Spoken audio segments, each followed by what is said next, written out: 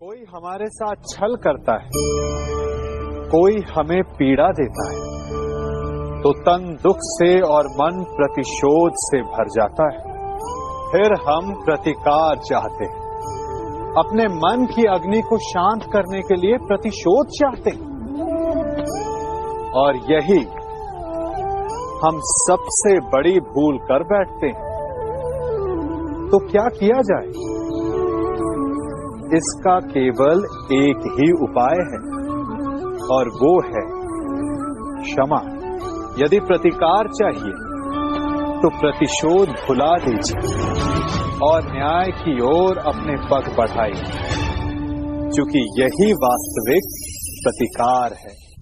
हम अपनी सोच और संसार की मान्यता के अनुसार अपने विचार बनाते हैं। जैसे सत्य कहना धर्म है, असत्य कहना पाप, सहनशीलता धर्म है और क्रोध करना अधर्म, उपकार करना, जीवों पर दया करना धर्म है और निष्ठुर होना अधर्म।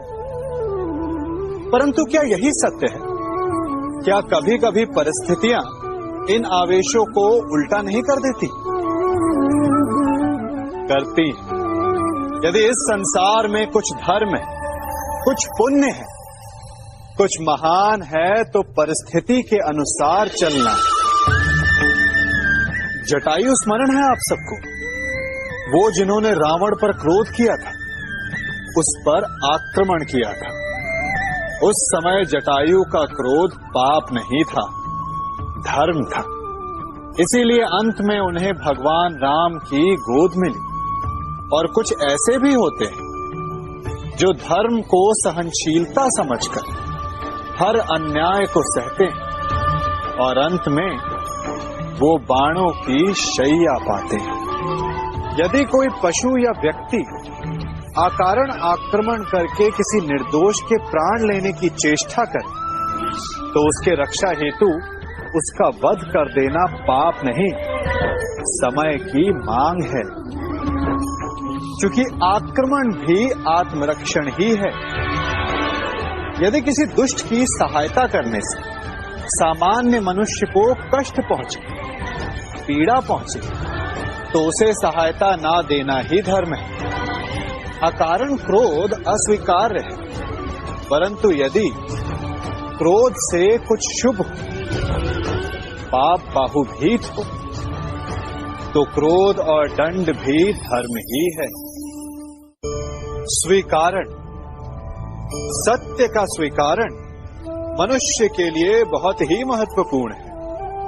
जब तक मनुष्य सत्य को स्वीकार नहीं करता, उसे असत्य से लड़ने की शक्ति प्राप्त नहीं होती। जब आप भोजन करते हैं तो क्या होता है? आपका पेट स्वीकारता है कि वो भर चुका है और आप भोजन करना बंद कर देते हैं। जब आपको निद्रा आती है तो क्या होता है?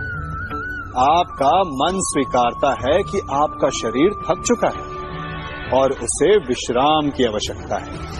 उसी प्रकार जब आपको किसी व्यसन को रोकना हो, तो आपको स्वीकारना पड़ता है कि बहुत हो चुका है, चाहे वो लालच हो या मदिरापान।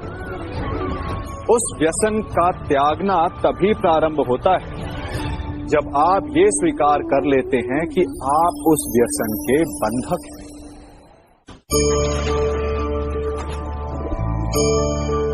इन पक्षियों को देख रहे हैं आप? इनका उड़ना वायु में इतना संतुलन मुक्त कर देता है ना? इन्हें उड़ते देख आपके मन में भी इच्छा होती होगी कि इन्हीं की भांति आप भी स्वतंत्रता से उड़ पाएं। ईर्ष्या होती है ना, जब आप इन्हें खुले आकाश में ऐसे विचरण करते देखते हैं। पर कभी सोचा है इस उड़ान को, इस स्वतंत्रता को पाने के लिए कितना परिश्रम, कितना अभ्यास किया होगा इन्होंने? आकाश में उड़ने से पूर्व धरती पर कितना गहन परिश्रम किया होगा इन्होंने। इनके माता पिता ने पहली बार जब इन्हें पंख फड़फड़ाने को उकसाया होगा, तो कितनी बार घिरे होंगे। पहली बार वायु में उड़ते समय कितना भय लगा होगा इन्हें। अपनी पहली उड़ान के पश्चात धरती पर उतरते समय गिरकर कितनी चोट खाई होगी। इस उड़ान का, इस स्वतंत्रता का ये मूल है। यदि आप ये दे सकते हैं तो अवश्य आप भी इस स्वतंत्रता को पा सकते हैं। इन पक्षियों की भांति ही अपने चारों ओर जब भी आप किसी सफल मनुष्य को देखें तो उससे ईर्ष्या ना करें। उसके परिश्रम और पीड़ा को समझने का प्रयास करें जो उसने यहां तक पहुंचने में पाई है। प्रेरणा लें, प्रयास करें और स्वयं भी सफल हो जाएं। हमारे जीवन का मूल आधार है करुणा। करुणा क्या है? करुणा दया नहीं, करुणा वो भाव है जिससे हम दूसरे की समस्या को समझते हैं।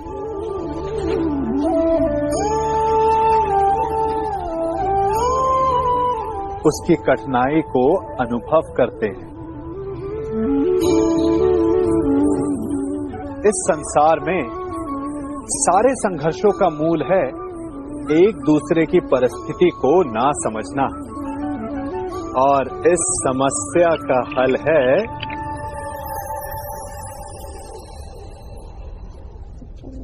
करुणा। करुणा किसी पशु पक्षी के प्रति हो या किसी मनुष्य के प्रति, ये आपके जीवन में कलेश और संघर्ष जैसी भावनाओं को दूर रखती है। और जिस दिन आप दूसरे को करुणा के दृष्टिकोण से देखेंगे, आपको उसकी समस्या समझ आएगी और उसे आपकी, और उस दिन हर संघर्ष का अंत हो जाएगा।